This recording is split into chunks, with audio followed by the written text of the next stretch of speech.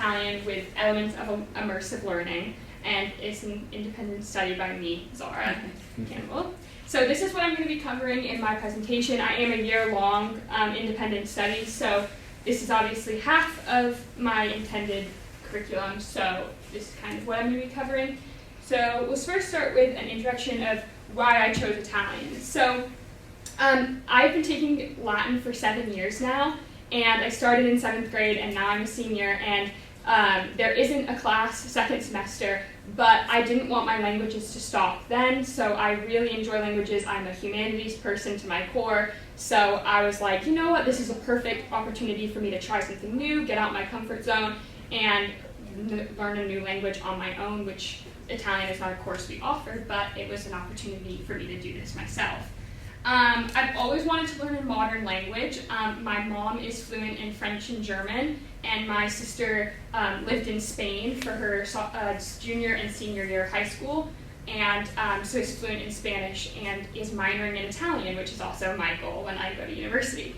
And I've also had a love for Italy and its culture. I love Italian fashion, food, everything Italy. In Latin class, it was always my favorite when we would talk about, you know, Roman history and everything that has shaped our modern world today from ancient Rome. So that's why Italian. So my learning objectives for this independent study is to be conversational. I'm less concerned with the grammar and syntax and rules of the language, and more, as me and Ms. Anderson talked about the independent study, if I were to be dropped in Italy by the end of my independent study, I could be able to get around, ask questions, tell people about myself, you know, go grocery shopping, go to a store. Like, that's what I'm trying to learn here. Yeah, so what else?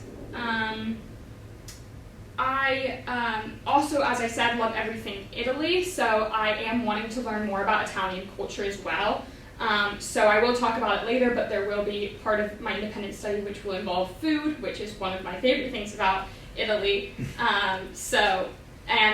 Music and TV shows and watching that stuff will also be a part as I move into that last point, which is immersive learning. So when my mom grew up, part of her study of German was going to Germany and living with someone in Germany and really pushing herself with people that don't speak English and being thrown into that situation. And it really boosted her confidence in the language because she realized how much she knew outside the classroom. So I'm wanting to do that in a more, you know, contained sense by watching shows and listening to music. And Duolingo has been one of my biggest sources of the language learning, which there has been some question about the effectiveness of Duolingo, but what I like to do is just, you know, when it's talking, I close because it usually has the writing out, I close my eyes and I listen to what it's saying to really put myself into the shoes of, like, if someone was talking at me, it's not going to be written in front of me. Like, I have to really listen for the verb, for the noun, and pick up what they're saying, even though I might not know every word. So some of my achievements this semester, I'm going to start with my video, which you kind of saw a glimpse into. This is going to be a little embarrassing for me, but I don't like listening. Ciao a tutti, mi chiamo Zara.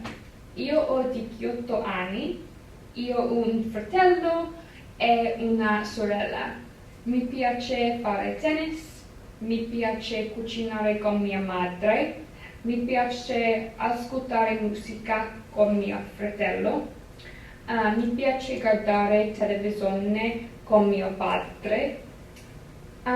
Presto io voglio visitare Roma. A Roma io voglio visitare musei e ristoranti. Al ristorante voglio mangiare pizza e pasta, e come dolce voglio mangiare gelato e tiramisù, la mia preferita. Io voglio andare in negozio e comprare vestiti.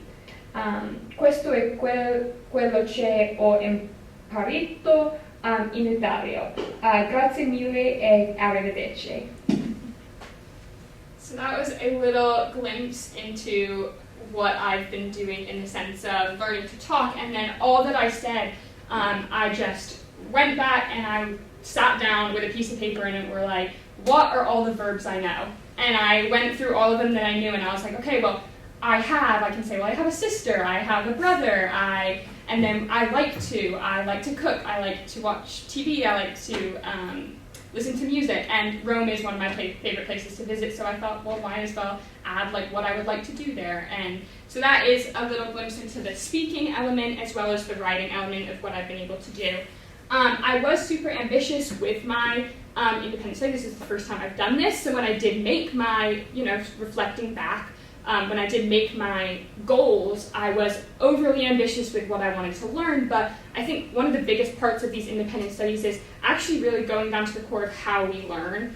And I think I've done that well this semester in looking back and reflecting and reevaluating what I set for myself and still being able to achieve goals and be proud of myself, but reevaluating how I achieve my goals that are more fit to the way I learn. So yeah.